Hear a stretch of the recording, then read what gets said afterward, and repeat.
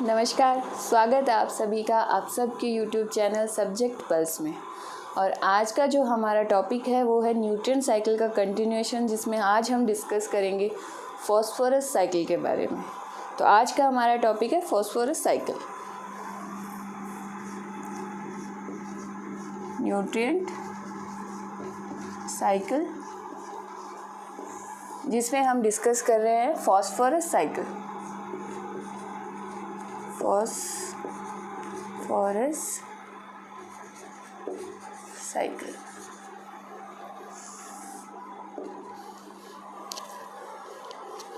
किसी भी साइकिल को डिस्कस करने से पहले हमें 2-3 चीज़ों का खास ध्यान रखना है कि वो जो एलिमेंट है उसका सोर्स क्या है, सेकंड उसका यूजेबल फॉर्म क्या है, एंड थर्ड उसका इम्पोर्टेंस क्या है, चाहे वो हमारी बॉडी में हो चाहे इकोसिस्टम में हो। तो सबसे पहले हम इसकी डिस्कस करते हैं कि इसका जो सोर्स है वो क्या है। तो फॉस्फोरस जो होता है उसका सोर्स जो होता है वो होता है जो सेडिमेंट्री रॉक्स होती हैं, जो पहाड़ होते हैं।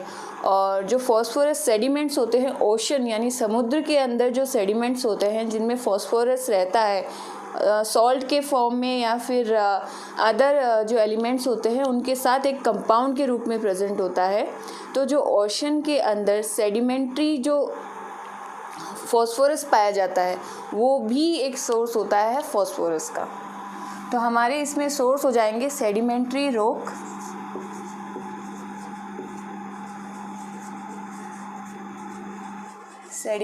रॉक, एंड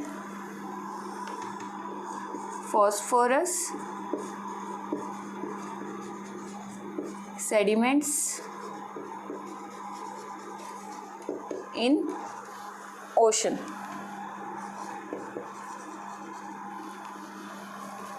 अब सेकंड जो चीज़ आती है कि फॉस्फोरस का यूजेबल फॉर्म कौन सा है।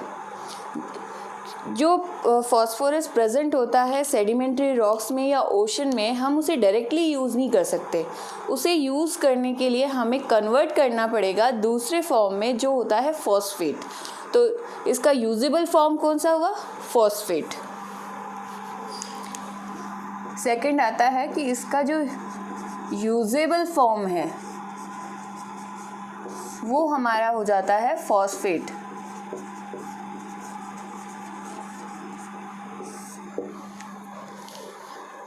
एंड थर्ड इसका इम्पोर्टेंस क्या है, फॉस्फेट का हमारी बॉडी में या इकोसिस्टम में इम्पोर्टेंस क्या है।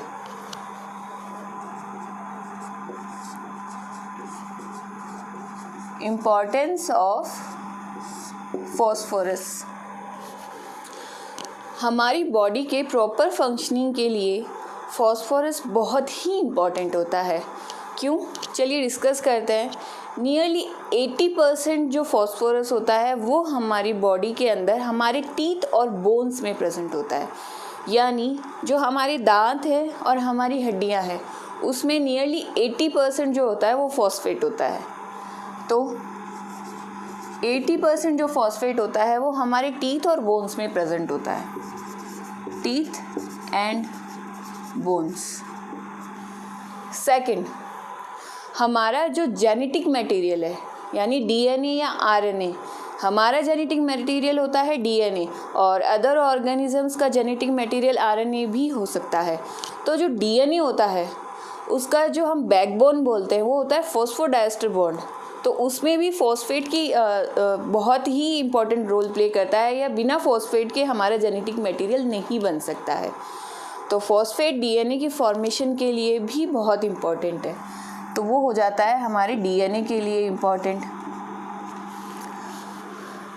थर्ड, जो कोएंजाइम्स होते हैं NADP, FADP, तो उसमें जो P आता है लास्ट में वो भी फॉस्फेट होता है, जो कि एंजाइमेटिक एक्टिविटी को इंक्रीज करते हैं, उसे एनहेंस करते हैं। तो उसमें भी फॉस्फेट की ज़रूरत पड़ती है। तो इसमें हमारे हो जाएंगे कोएंजाइम्स NADP, FADP। तो ये जो P है ये डिनोट करता है फॉस्फेट को। इसके अलावा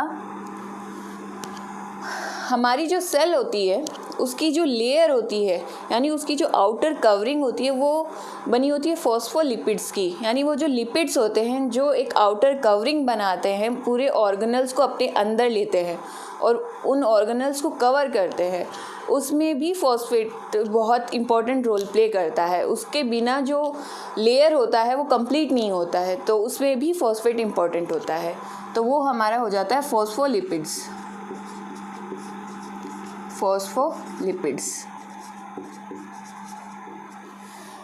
इसके यहाँ पे भी फॉस्फेट है। इसके अलावा जो ATP है, एनर्जी करेंसी हमारी बॉडी का, एडिनोसिन ट्राइफॉस्फेट, उसमें भी फॉस्फेट होता है।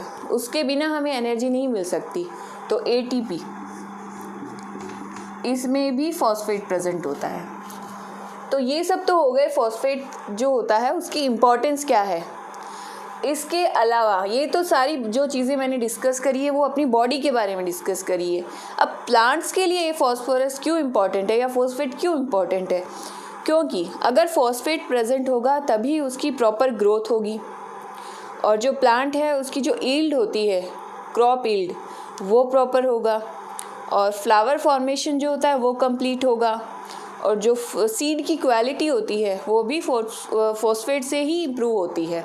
तो अगर फॉस्फेट एब्सेंट होगा और प्लांट्स को फॉस्फेट नहीं मिलेगा तो ये जो चीज़ें मैंने अभी बताई उन चीज़ों पे सीधा सीधा असर पड़ेगा। ओवरऑल कहें तो उसकी जो ग्रोथ होगी वो अच्छी नहीं होगी, उसकी जो वैरायटी होगी वो अच्छी नहीं होगी, उसकी जो क्वालिटी होगी वो अच्छी नहीं होगी, और जो क्रॉप ईल्ड होगी वो अच्छी नहीं होगी। तो प्लांट्स का भी हमने डिस्कस कर लिया। अब एक जो चीज़ बहुत ही इम्पॉर्टेंट है जो आपको ध्यान रखना है वो है कि जो एटमॉस्फेयर का कॉन्सेंट्रेशन है, यानी फॉस्फोरस साइकिल में के अंदर जो एटमॉस्फेयर है उसका कोई भी रोल नहीं है। फॉस्फोरस का जो कॉन्सेंट्रेशन है वो एटमॉस्फेयर में 0% है, कोई भी परसेंट नहीं है। और हमारी जो प्रीवियस साइकिल थी जिसमें हमने कार्बन साइकिल डिस्कस करी थी, तो उस चीज़ को लेके आपको ध्यान रखना पड़ेगा कि इन दोनों में डिफरेंस जो है वो ये है कि कार्बन के अंदर एटमॉस्फेयर जो होता है वो इम्पॉर्टेंट रोल प्ले करता है, क्योंकि उस जो 0.03% होता है वो कार्बन जो है वो हमें एटमॉस्फेयर से मिलता है, लेकिन फॉस्फोरस साइकिल में हमें 0% मिलता है एटमॉस्फेयर से। ठीक है, अब नेक्स्ट चलते हैं कि साइकिल जो होती है वो कैसे मूव करती है एक इकोसिस्टम में। जो फॉस्फोरस साइकिल होती है वो और साइकिल के कंपैरिजन में काफ़ी स्लो होती है और एटमॉस्फेयर का कॉन्सेंट्रेशन 0 होता है। चलिए अब हम साइकिल के बारे में डिस्कस करते हैं। तो फॉस्फोरस साइकिल को हम डिफ़ाइन करेंगे तो वो कैसे डिफ़ाइन करेंगे? इसकी डेफिनेशन होती है कि phosphorus cycle is the biogeochemical movement of phosphorus which involves lithosphere, hydrosphere and biosphere. Lithosphere, hydrosphere and biosphere. अगर आपने ध्यान दिया हो तो मैंने एटमॉस्फेयर नाम नहीं लिया है इसमें, क्यों? क्योंकि वहाँ 0% फॉस्फोरस होता है। तो इसमें इसका जो मूवमेंट होता है वो केवल 3 जगह होता है, जो है लिथोस्फीयर,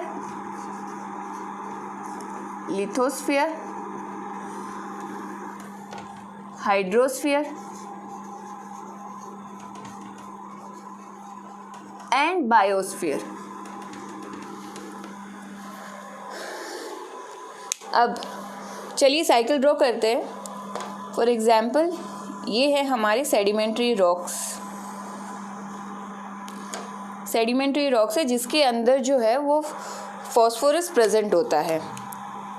नेक्स्ट जो आती है वो हमारी यहाँ पे है सॉइल,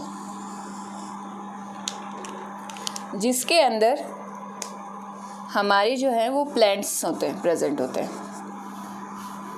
तो जब वेदरिंग होती है, यानी ये जो पहाड़ होते हैं सेडिमेंट्री रॉक को जो होती हैं वो धीरे धीरे जब घिसती हैं, या फिर जब बारिश होती है तो ये जो फॉस्फोरस प्रेजेंट होता है इन रॉक्स के अंदर वो डिज़ोल्व हो जाता है पानी के अंदर और ये पहुंच जाता है सॉइल के अंदर और वो कन्वर्ट हो जाता है फॉस्फेट के अंदर, जो कि एक यूजेबल फॉर्म है। पहाड़ जो होते हैं, सेडिमेंट्री रॉक जो है, उसके अंदर वो प्रेजेंट है फॉस्फोरस के फॉर्म में, और जब बारिश होती है या फिर जो वेदरिंग का जो प्रोसेस होता है उससे स्लोली ये सॉइल में पहुंचता है, जहाँ पे ये कन्वर्ट हो जाता है फॉस्फेट में, जो कि एक यूजेबल फॉर्म में। अब ये जो है फॉस्फेट, इसको जो हमारे प्लांट्स हैं उसकी जो रूट्स है या रूट्स हेयर्स है, ये जो है वो डायरेक्टली अब्जॉर्व कर लेती हैं और अपने जो ग्रोथ होती है, अपनी मेटाबॉलिक एक्टिविटी होती है, उसके लिए ये जो प्लांट्स है वो इस फॉस्फोरस को यूज़ करता है। अब इसके थ्रू, यानी इन प्लांट्स के थ्रू वो पहुंचता है, फॉस्फेट जो है वो पहुंचता है एनिमल्स तक। और एनिमल्स तक कहाँ से पहुंचता है? In the form of food, यानी उनके भोजन के रूप में वो पौधों से, प्लांट से वो एनिमल तक पहुंचता है। अब जब ये एनिमल्स, इनका जो एक्सक्रीटरी प्रोडक्ट होगा उसमें जो फॉस्फोरस होगा या फॉस्फेट होगा, यानी इनका जो एक्सक्रीटरी प्रोडक्ट होगा उससे डायरेक्टली जो फॉस्फेट होगा वो सॉइल में पहुंच जाएगा। इसके अलावा जब प्लांट्स और एनिमल्स, जब इन एनिमल्स की डेथ हो जाती है और जो प्लांट्स होते हैं उनकी जो ख़राब पार्ट्स होते हैं, या जैसे वो पत्तियां झड़ जाती हैं या उनके जो कुछ पार्ट्स है वो टूट जाते हैं, नीचे गिरते हैं, तो उन पे जो डिकम्पोजिशन होता है, डिकम्पोजिशन, तो डिकम्पोजिशन के द्वारा जो फॉस्फोरस इनमें प्रेजेंट था वो वापस सॉइल तक पहुंच जाता है।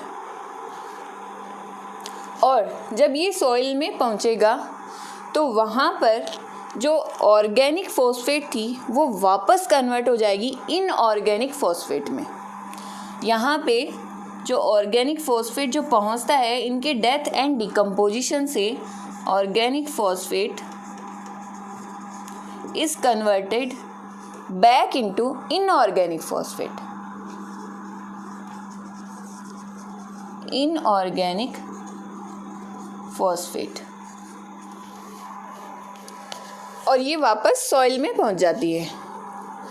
जब ये प्रोसेस कंटिन्यू होता है तो जो फॉस्फेट होती है या फॉस्फोरस जो है वो वापस सॉइल और पानी तक पहुंच जाता है और वहाँ से वो पहुंचता है ओशन में, चाहे वो बारिश के थ्रू हो या फिर जो नदियाँ बहा के ले जाती है, सॉइल का इरोजन होता है उसके थ्रू, और वहाँ पे बनते हैं फॉस्फेट के जो सेडिमेंट्स होते हैं वो बनते हैं, जो कि एक डायरेक्टली या इनडायरेक्टली फॉस्फेट का कह सकते हैं हम सोर्स होता है। और धीरे धीरे वो जो रॉक्स होती हैं वो अब्जॉर्ब कर लेती है उस फॉस्फेट को, और जो फॉस्फेट होती है वो वापस पहुँच जाती है सेडिमेंट्री रॉक तक। अब जो चीज़ हमें यहाँ पे ध्यान रखनी है वो है कि जो ओशन होता है, हम इसे यहाँ ड्रॉ कर लेते हैं कि जो ओशन होता है उसमें जो है ये सॉइल और वाटर के थ्रू पहुँचती है। जब सॉइल इरोजन होता है या जब बारिश होती है तो एक्वेटिक जो एनिमल्स होते हैं या एक्वेटिक जो प्लांट्स होते हैं वो इस फॉस्फेट को यूज़ करते हैं, और इनका जब डेथ एंड डिकम्पोजिशन होता है तो जो वो फॉस्फेट होती है वो वापस रिलीज़ हो जाती है ओशन का जो वाटर होता है उसमें, और वो डिज़ोल्व हो जाती है पानी के अंदर। तो यहीं से जो होता है वो पहुंचती है वापस सेडिमेंट्री रॉक तक। तो ये एक पूरा साइक्लिक मैनर था फॉस्फेट के मूवमेंट का। तो ये हमारी हो जाती है साइकिल पूरी। लेकिन कई बार क्या होता है कि जो किसान होते हैं वो अपने खेतों में अपनी प्लांट्स की अच्छी ग्रोथ के लिए, अच्छी क्रॉप यील्ड के लिए जो फर्टिलाइजर्स यूज़ करते हैं उसमें फॉस्फेट की जो मात्रा है वो बहुत ज़्यादा यूज़ कर लेते हैं, और जब बारिश वगैरह होती है या सॉइल का इरोजन होता है तो वो जो फॉस्फेट होता है वो पहुंच जाता है समुद्र तक, ओशन तक। तो ओशन में जो कॉन्सेंट्रेशन होता है फॉस्फेट का वो बहुत ज़्यादा हो जाता है।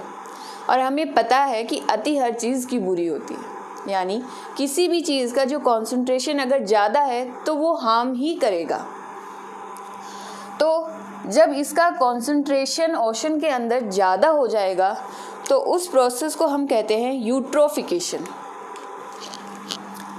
यहाँ लिख देती हूँ मैं, यूट्रोफिकेशन।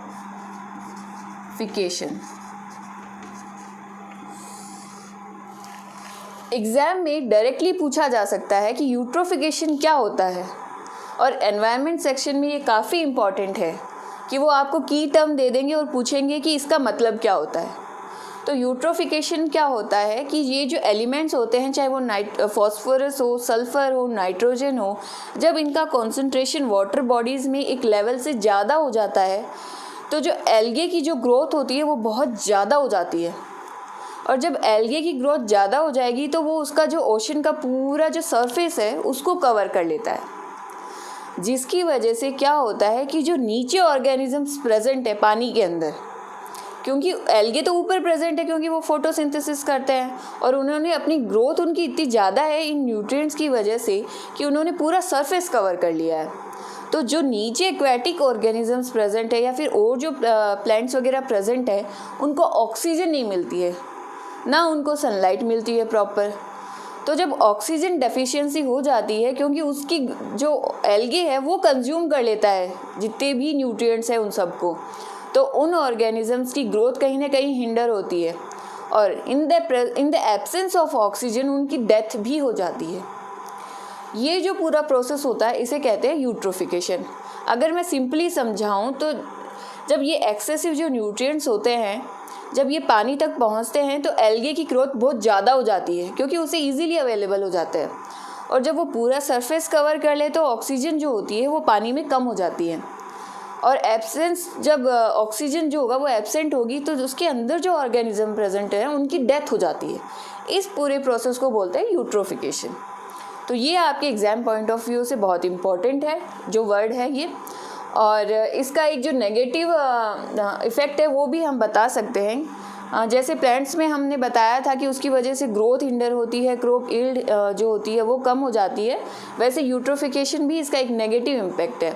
अगर इस टॉपिक में आपको कोई भी डाउट हो तो आप हमें कमेंट सेक्शन में कमेंट कर सकते हैं, और अगर आपको ये टॉपिक पसंद आया हो तो प्लीज़ हमारे चैनल को लाइक कीजिए, सब्सक्राइब कीजिए एंड शेयर कीजिए। Thank you.